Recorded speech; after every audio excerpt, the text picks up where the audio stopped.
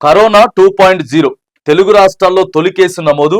విశాఖపట్నంలోని మద్దిలపాలెం వివాహితకు పాజిటివ్ అట. భయాందోళనలో తెలుగు ప్రజలు. కరోనా 2.0 మళ్లీ భారతదేశాన్ని వణికిస్తోంది. ఇప్పటికే ఇండియాలోని వచ్చిన మహమ్మారి మహారాష్ట్ర, తమిళనాడు, కేరళ రాష్ట్రాల్లో పెద్ద ఎత్తున కేసులు నమోదవుతా ఉన్నాయి.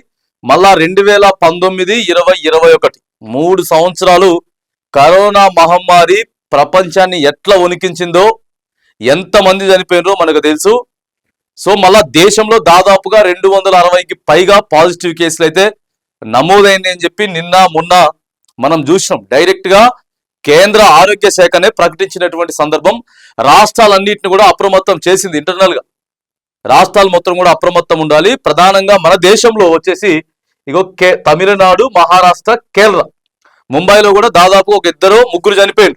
3 చనిపోయిన తర్వాత వన్ డే ఎమ్మటేగా ఒక రోజు తర్వాత మరి తెలుగు రాష్ట్రాల్లో ఆంధ్రప్రదేశ్ లో కూడా ఒక కేసు వచ్చిందట. మొదట్లో కూడా ఇట్లనే కదా, మొదట్లో ఇట్లనే అట్నుంచెలి పాక్కుంటా దేశం మొత్తం కూడా పాకింది. కాకపోతే ఆ వైద్యులు ఏం చెప్తా ఉన్నారంటే ఇది మరి ఈ వేరియంట్, ఇప్పుడు వచ్చేటటువంటి వేరియంట్ ఏదైతే ఉందో ఆ వేరియంట్ పెద్దగా ప్రభావం అయితే చూపదు, ఏదో కొద్దిగా వస్తుంది. 1-2 రోజులు జలుబు, దగ్గు, లేకపోతే ఆ బాడీ పెయిన్స్ అట్లుంటాయి. టెస్ట్ మాత్రం పాజిటివ్గా వస్తుంది. కాకపోతే దానివల్ల పెద్ద ఇబ్బందులు అయితే ఏమి ఉండవు అని చెప్పి మరి అధికారులు అయితే చెప్తా ఉన్నారు. కానీ చెప్పలేం, పరిస్థితి అదుపు దాటిందనుకో చెప్పలేం. ఎందుకంటే అసలు మునిగిపోతా ఉన్నాం. కరోనా అంటేనే అన్ని దేశాలు ఉనికిపోయేటటువంటి పరిస్థితి ఉన్నది. 6వ పేజీలో ఉన్నది వార్త. సో ఇదిగోండి నమోదవుతున్నాయి. అమ్మయ్య, తెలుగు రాష్ట్రాల్లోకి రాలేదని ప్రజలు ఊపిరి పీల్చుకుంటున్న సమయంలో ఆంధ్రప్రదేశ్ లో కేసు నమోదైంది.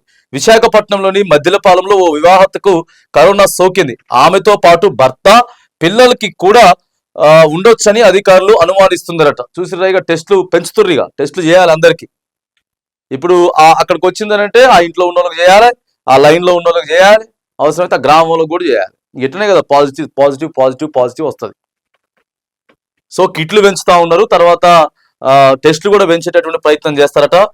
కుటుంబ సభ్యులందరికీ వైద్యులు ఆర్టీపీసీ పరీక్ష నిర్వహించి వారం రోజుల పాటు హోమ్ క్వారంటైన్ ఉండాలని సూచించారు. అయితే దీనిపై ప్రజలెవరూ ఆందోళన చెందాల్సిన అక్కర్లేదని, కోవిడ్ జాగ్రత్తలు తీసుకుంటే చాలని వైద్యులు చెబుతున్నారు.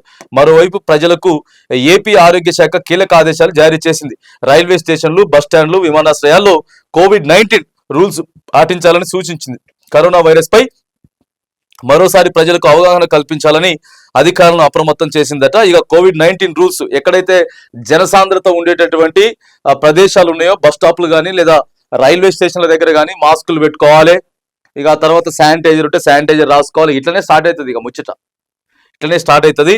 పెరుగుతున్నటువంటి కేసులట. ఇదిలా ఉంటే కేరళలో ఇప్పటి వరకు 182 కేసులు నమోదైనట్లు ఆరోగ్య శాఖ మంత్రి వీణా జార్జ్ ఓ ప్రకటనలో తెలిపారు. ఎవరికైనా దగ్గు, జలుబు, గొంతు నొప్పి, ఇతర అనారోగ్య లక్షణాలు కనిపించిన వెంటనే మాస్క్ పెట్టుకోవాలని మంత్రి సూచించారు.